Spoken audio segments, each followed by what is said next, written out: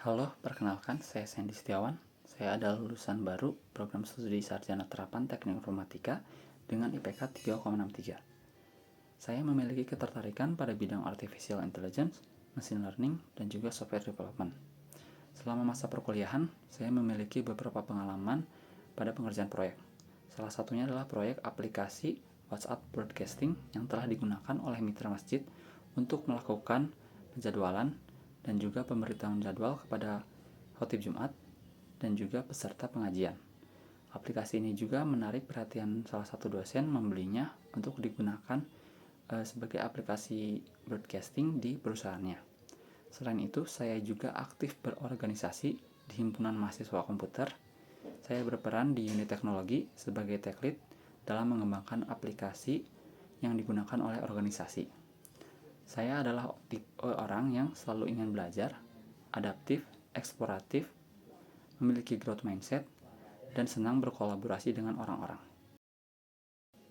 Motivasi saya mengikuti program pemagangan ini adalah untuk mendapatkan pengalaman bekerja di perusahaan yang memiliki peran dalam transformasi digital di Indonesia, khususnya sebagai AI engineer.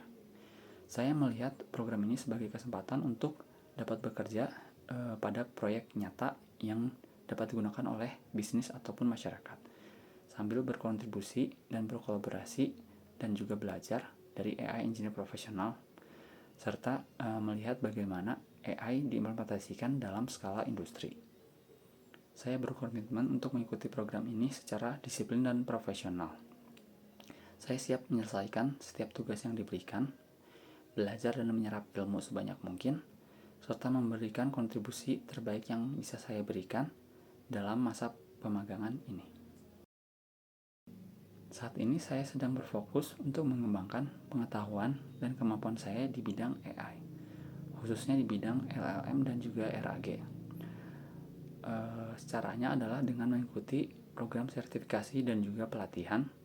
Lalu selain itu juga menerapkan atau mengimplementasikan pengetahuan yang telah saya dapatkan dengan membuat proyek-proyek pribadi.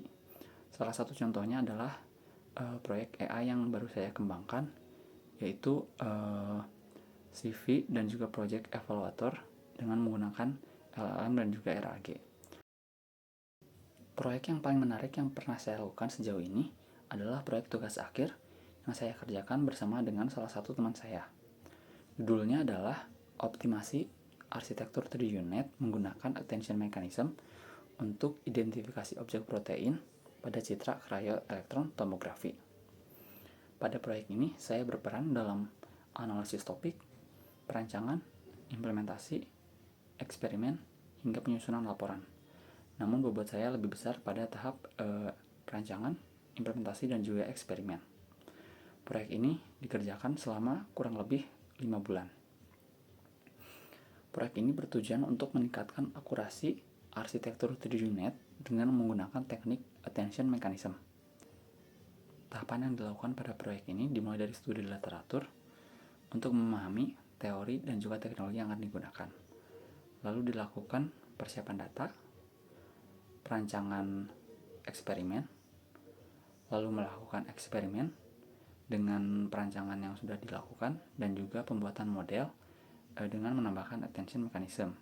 Setelah itu, barulah dilakukan evaluasi terhadap model yang dibuat dan melakukan penarikan kesimpulannya. Selama pengerjaan proyek, tentunya akan ada kendala yang dihadapi.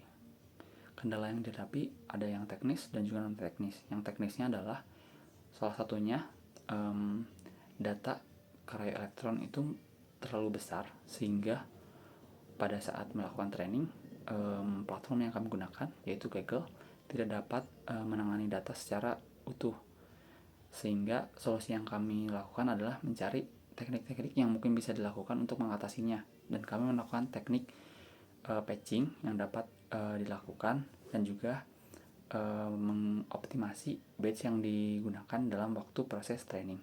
Selain itu kami juga menerapkan teknik sliding window pada saat melakukan inference.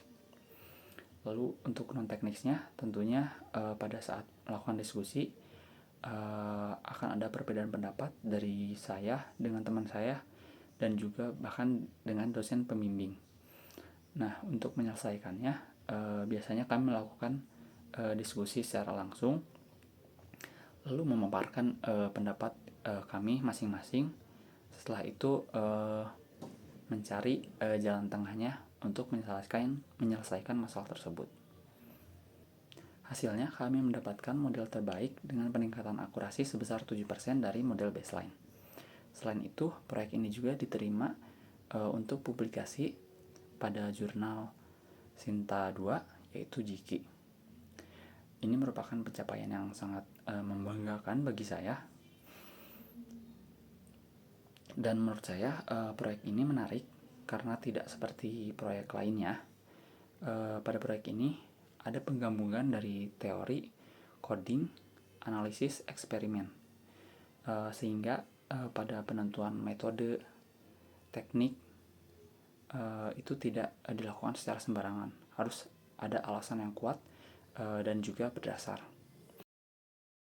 Tools-tools yang biasa saya gunakan adalah VS Code dengan skala 9/10, Google Colab dan juga Kaggle dengan skala 8/10, Python dengan skala 9/10, library TensorFlow dan juga PyTorch dengan skala 7/10, Docker dengan skala 7/10, serta Git dan juga GitHub dengan skala 8/10.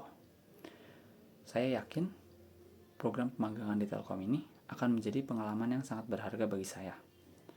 Dan saya siap memberikan kontribusi terbaik yang dapat saya lakukan. Terima kasih.